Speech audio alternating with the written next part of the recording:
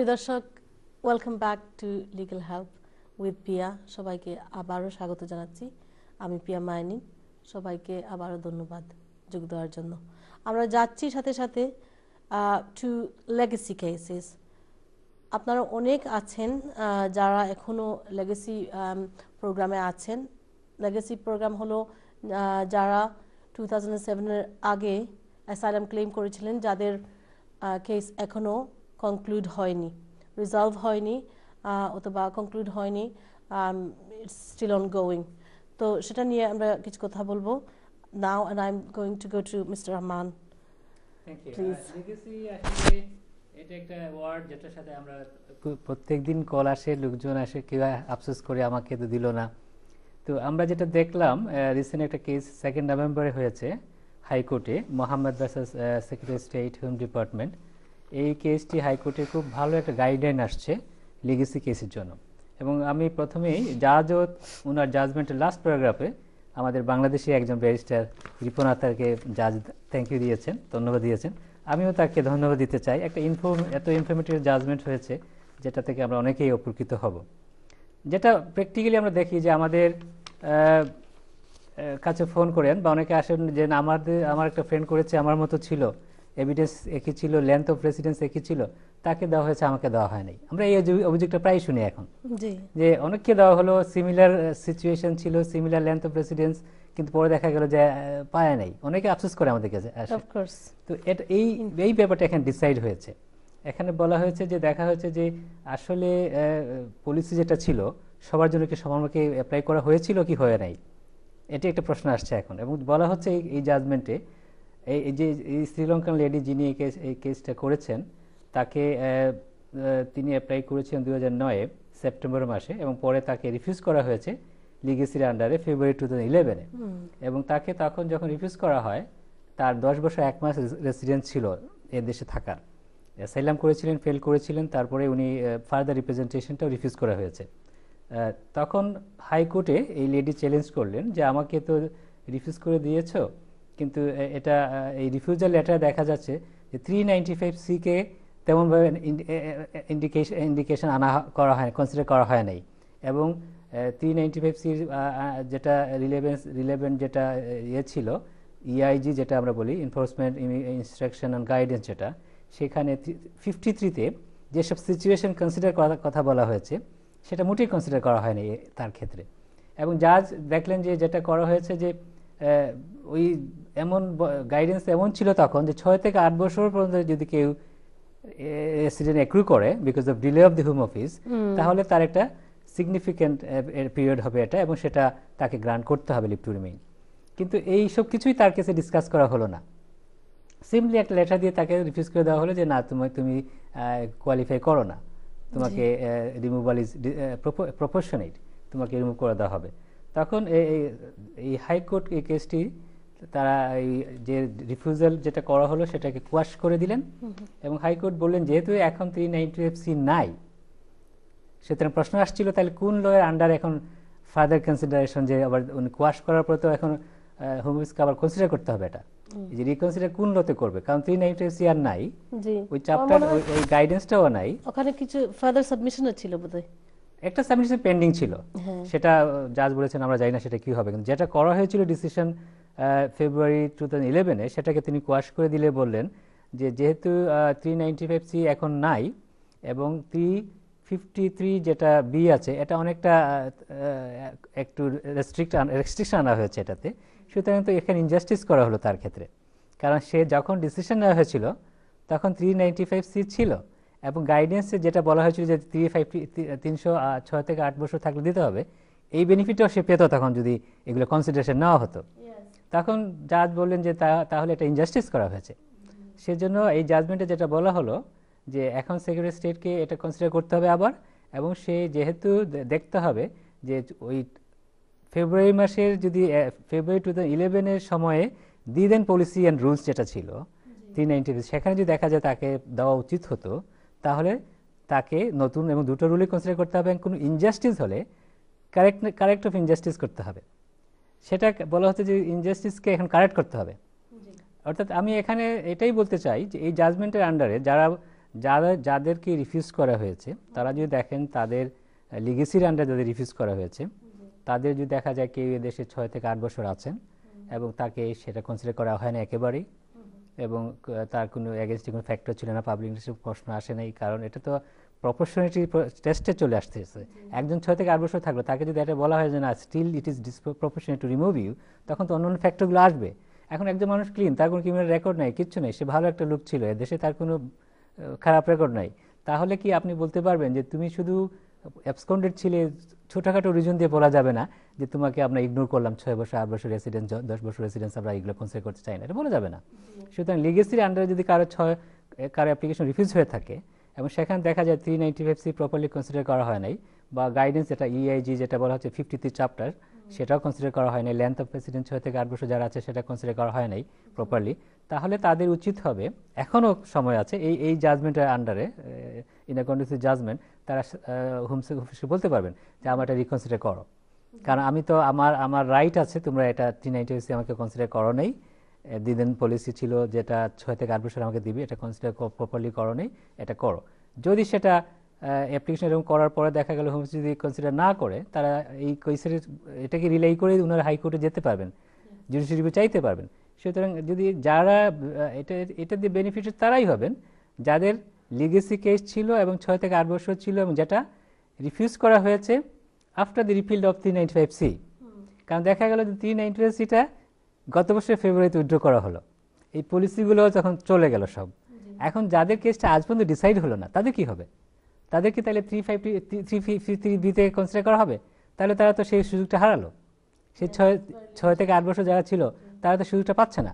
কিন্তু এই জাজমেন্টে বলে দিচ্ছে যে না, ইনজাস্টিস করা যাবে না, যেহেতু তার কেসটা তুমি ডিসাইড করতে পারো নাই, সুতরাং তোমাকে ওইগুলো কনসিডারেশন নিতে হবে।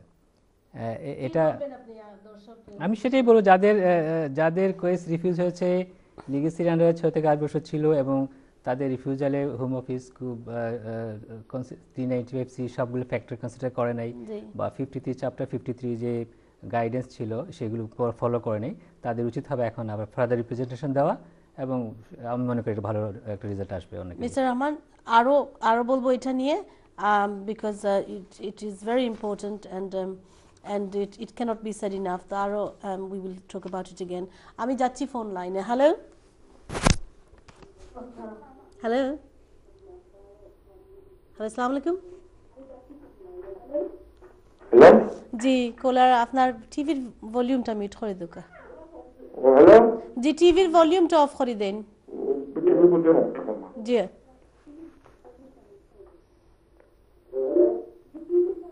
আসসালামু আলাইকুম। আপনার টিভির ভলিউমটা দয়া করে মিউট করো, কারণ নাইলে আমি যাইতাম গিয়ে পরবর্তী কলার গেছে। হ্যালো হ্যালো জি, কলার ফোন আপনার ভলিউম মিউট করো কা। আর মনে হয় আপনি আমরা বুঝরা না, দুঃখিত, আমি চলে যেতে হচ্ছে পরবর্তী কলার কাছে। হ্যালো হ্যালো হ্যালো জি, হ্যালো আসসালামু আলাইকুম। জি ওয়ালাইকুম সালাম। জি আপা, আমি একটা বিষয় জানতাম চাইলাম। খোকা চাই। জি আমি 2008 পিজিটি আসলাম। জি এখন পর্যন্ত অবস্থায় আছি। আমি 2012 ম্যারেজ করছি ওদের সহ, আমার জি। 3 চিলড্রেন আছে। হুম ওখানে আমি ইংলিশ মিডিয়ামে লাগি ইন্টারভিউ দিয়েছি, তারা 2 সপ্তাহ পরে পাইছি ম্যারেজ করবো, ইয়ারে স্টার্ট করবো। হুম ওখানে আমি ব্যাংক স্টেটমেন্ট রেডি করলাম, আর ইংলিশ পরীক্ষা কোনটা দিতে হইব এখন আমার? A1 না লাইফ ইন দ্য ইউকে দিলে পালা? আচ্ছা ঠিক আছে। আমি ও দেশ থেকে অ্যাপ্লাই করলে পালা না দেশ গিয়া হলে পালা? দেশ যাইতে পারতাম না, আমি হিউম্যান রাইটসে একটা অ্যাপ্লিকেশন করছি যে দেশ আমার প্রবলেম, আমার উপরে একটা সুপরামর্শ দিবা আর কি। জি ঠিক আছে, পাইছি আমরা পাইছি আপনার প্রশ্ন, আমরা এটা লইয়া আলোচনা করবো নি, আর আপনি শুনতে থাকুক, তখন আপনি ইনশাল্লাহ আপনার উত্তর পাইবা। দর্শক, ফলা নাম্বারের লগে আপনি ওই লাগিয়া ওভারস্টেয়ার হিউম্যান রাইটসের কেস করছেন আপনি, বাট সো আপনার A1 B1 ইলা কিছু লাগেন না, কোনো ইনকাম রিকোয়ারমেন্ট ইলা কিছু নাই। আপনি যে অ্যাপ্লিকেশন করবা এটা হইব আন্ডার FM আন্ডার দি এক্সেপশনে আপনারে যে অ্যাপ্লিকেশন করা হইব, আপনার যদি দেশে যাইতা পারেন না ব্যাক, অ্যান্ড অবভিয়াসলি আপনার ফ্যামিলি যেহেতু 3টা বাচ্চা, অবভিয়াসলি কেন এটা আনরিজনেবল দেখা হইব আগে টেস্টটা আসিল ইনসামাউন্টেবল অবস্টেকলস ইনফ্যাক্ট হোম অফিসের রুলসও আছে যে আপনার ইনসামাউন্টেবল অবস্টেকলস এটা মানে অটো মানে যে অসুবিধা থাকলে যে দেশও আপনি যাইতে পারেন না এটা এখন মানে দুই তিনটা নতুন কেসও হয়েছে that even if it's unreasonable that fulfills the Article 8 requirement তখন আপনি EX1 অ্যাপ্লাই করতা এটা আপনার 10 বছরের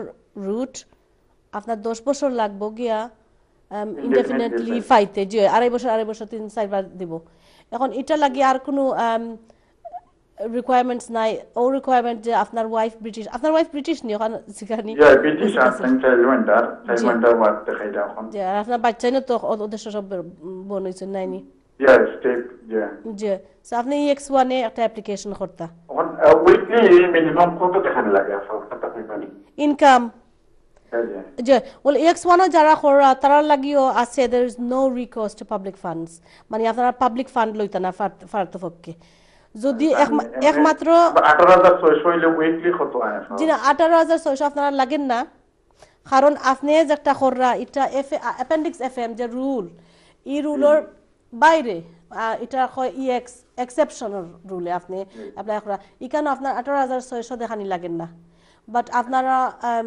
অ্যাডিকুয়েট মেইনটেনেন্স থাকতো মনে করো আগে যে রুলস আসিল আগে যেলা আসিল যে দুইজন মানুষে 112 ফোন 13 ফোন যদি ইনকাম সাপোর্ট ফাইন বা job seekers allowance fine OLA এবং আপনারা তিনটা বাচ্চার যোগ করবা অ্যাবাউট 50 পাউন্ড ইচ বাচ্চা লাগি সো বেসিক্যালি 150 প্লাস EX1 এ আমি যেটা বলবো পিয়া আসলে EX1 এ ফাইন্যান্সিয়াল রিকমেন্ডেশনের কথা বলাই হয় নাই অর্থাৎ ওনাদেরকে 18600 লাগবেই না আর তারপরে ওনাদের ফাইন্যান্স কি আছে না আছে সেটা নিয়েও প্রশ্ন আসবে না শুধুমাত্র দেখাতে হবে যে ওনাদের ইনসাইমেন্টের অবস্ট্রাকশনটা কি অর্থাৎ ব্রিটিশ ওয়াইফ আছেন বাচ্চা ব্রিটিশ আছে সেটা ওনাকে তো পাঠানো যাবে না সেই কারণেই ওনাকে লিভ টু রিমেইন দিতেই হবে সে 10 ইয়ার্স রুট ওনাকে দেওয়া হবে প্রথমে ওনাকে আড়াই বছর করে 10 বছর পরে উনি পার্মানেন্ট হবেন এবং উনি প্রশ্ন নিয়েছেন ইংলিশের ব্যাপারে ইংলিশটা তাও তো আসছে ইমিগ্রেশন রুলসের ব্যাপারে আসছে EX1 এ ইংলিশের ব্যাপারেও প্রশ্ন আসবে না কারণ ওটা তো তারপরে বলা হচ্ছে কেউ যদি ম্যারেজ অ্যাপ্লিকেশন করে আর সে যদি স্যাটিসফাই করতে পারে না রিকোয়ারমেন্টস অফ দি FM তখন অটোমেটিক্যালি দায়িত্ব চলে আসে EKB এর হোম সেক্রেটারি তাকে কনসিডার করতে হবে আফটার আন্ডার EX1 জি এবং সেখানে ওই রিকোয়ারমেন্টসটা খুবই ছোট তো উনার যে সিচুয়েশন আমি মনে করি EX1 এ উনার একটা ভালো অ্যাপ্লিকেশন হবে এবং সাকসেসফুল হবেন উনি ঠিক আছে thank you very much I just wanted to read out the immigration directorate instructions যেটা জানুয়ারি 2013 এর নতুন দি IDI এবং যেটা জুলাই পরে দুইটা IDI হয়ে গেছে একটা there was one that was printed then in July and the section FM 1.0 family guidance it is holo guidance for the immigration case workers তাদের জন্য যে গাইডেন্স এখানে স্পেসিফিক ভাবে লেখা আছে কি যে যদিও obviously there is no requirements like 18600 ও যেটা আমি একটা আইডিয়া দিলাম আগে সেরকম কোনো রিকোয়ারমেন্ট না কিন্তু এখানে স্পষ্টভাবে লেখা আছে that if the applicant is in the UK যদি আপনি 10 year family route settlement-এ যেতে চান you will be subject to a condition of no recourse to public funds unless there are exceptional circumstances set out in the application which require access to public funds to be granted on the grounds of destitution যেটা আপনি পড়ছেন সেটা হচ্ছে যে কাউকে permission যখন দেওয়া হবে সেখানে কন্ডিশন থাকবে without recourse two public fund অর্থাৎ ওনারা পাবলিক ফান্ড ক্লেম করতে পারবেন না পারমিশন পাওয়ার পরে কিন্তু এটা এই রিকোয়ারমেন্টস না কিন্তু obviously রিকোয়ারমেন্টস না কিন্তু ওনারা ক্লেম করতে পারবেন না এই রেস্ট্রিকশনটা আছে যেটা দেখতেছি জি রিকোর্স টু পাবলিক ফান্ডস মানে কেয়ারফুল থাকা দরকার মনে হলো যে বলা উচিত কারণ ইটস মানে পাবলিক তার মানে যা দাঁড়াচ্ছে যে একজন যদি পারমিশন পান আর তিনি যদি এটা যদি কন্ডিশন থাকে no request to public fund তাহলে অবশ্যই তাকে কিছু এটা করতে হবে জি জি তো সেটা করবেন তাকে আদার দ্যান পাবলিক ফান্ডই তাকে চলতে হবে জি বাট নেভারদারলেস আশা করি এটা আপনার জন্য ক্লিয়ার হয়েছে যে পারতপক্ষে আপনারা পাবলিক ফান্ডসে যাবেন না আমরা যাচ্ছি পরবর্তী কলার কাছে হ্যালো আসসালামু আলাইকুম ওয়ালাইকুম আসসালাম আচ্ছা আমি একটা জিনিস জানতাম স্যার জি আমার ছেলের ওয়াইফ আমি দেশ থেকে আনাইতাম আর কি। জি, এ, ছেলের ওয়াইফ তো আমি 2 খাম দেখাইয়া তাই পারবানি দেওয়ারটা অ্যাপ্লাই করতা। 2 খাম তান 18,600 পাউন্ড বেতন দেখাইবার লাগে।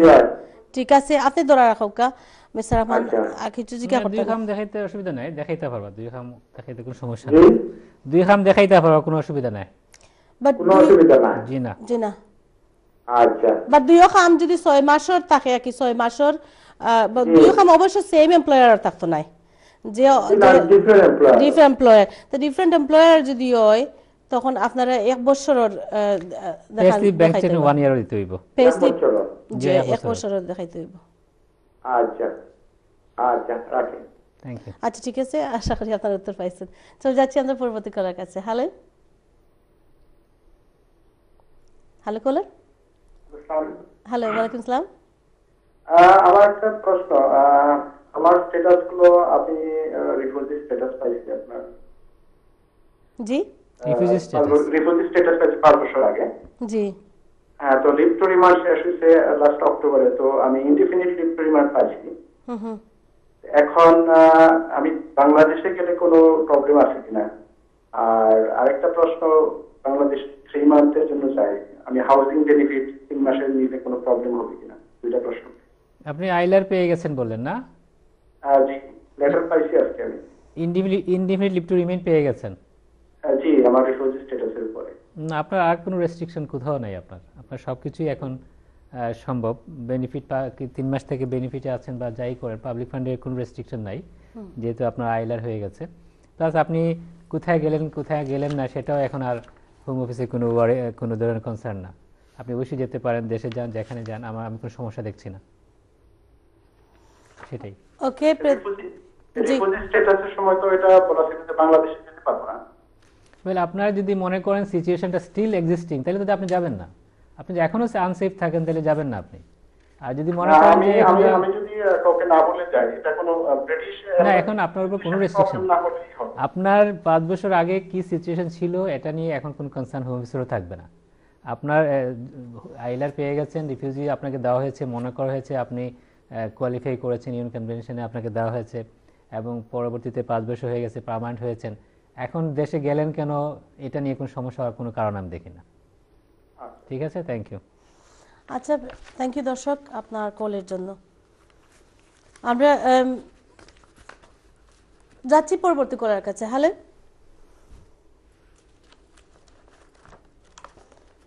প্রিয় দর্শক, I had some more updates for you. আর আরেকটা আপডেট, জি, ওয়ালাইকুম আসসালাম। কলটা নিয়ে নেই। হ্যালো, আসসালামু আলাইকুম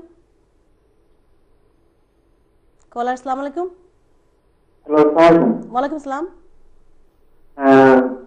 আমি একটা জিনিস শুনছিলাম, হ্যালো জি খোকা, আমি শুনতাম পারাম। যে আমি জুলাই 9 তারিখের আগে আমার সোসাই অ্যাপ্লাই করছিলাম, তো তারা আপিল দিয়েছিল। তো এখন আমি আপিল গাইলাম, এখন আমার একটা বাচ্চা আছে, তো আমি বাচ্চাটা এখন অ্যাপ্লাই করতে পারবো না। আচ্ছা, আপনি কিতা অ্যাপ্লাই করছিলেন? স্পাউস ভিসার ইনডেফিনিটলি? না, আমার সেটেলমেন্ট। আপনি আইসলা বিয়া করিয়া আইসলা নাইনি? আমি বিয়া করিয়া আইতাম, বাট আমি এসো বিয়া করছি, বাট আমার আপনার কি তো ব্রিটিশ নি না? আপনি সেটেল এখন ব্রিটিশ হয়ে গেছেন নি? জি না, ব্রিটিশ না। ওকে, তো আপনার বাচ্চা যে বাংলাদেশ হয়েছে ব্রিটিশ না বাচ্চা, যেহেতু আপনি সেটেল ব্রিটিশ সিটিজেন নাই, রেজিস্ট্রেশন করছেন না, সুতরাং আপনার বাচ্চা যেটা বাংলাদেশে জন্ম হয়েছে এই বাচ্চা ব্রিটিশ নাই। তাই বেচারে অ্যাপ্লাই করতে পারবা, সমস্যা নাই। কিন্তু আপনি এখন করতে থাকেন, আপনি যদি বাচ্চাতে এখন আনতে পারতেন না, মার অ্যাপিল হওয়ার পরেও করুক, মার লোক আনালাই চেষ্টা করুক। এখন আপনার মার লাগে অ্যাপিল পেন্ডিং আছে, বাচ্চা লাগে অ্যাপ্লাই করলে তো বাচ্চা দিলেও তো বাচ্চা আইতে পারতেন না মা ছাড়া। আচ্ছা, তো আমি আমার এখন যদি আমি কাউন্সিল অ্যাপ্লাই করি, তো কোনো এফেক্ট করবো না? কাউন্সিলর লাগে, কাউন্সিল প্রপার্টিতে আপনি এন্টাইটেল, আপনি তো সেটেল আছেন, আপনি তো কাউন্সিলর অ্যাপ্লাই করতে হবে, এটা সমস্যা কিছু না, এটা এফেক্ট হতো না। বা আমার ওয়াইফের কাছে আমি অ্যাপ্লাই করছি, একটা আমার পরিবার দেখাইয়া করছি আর কি।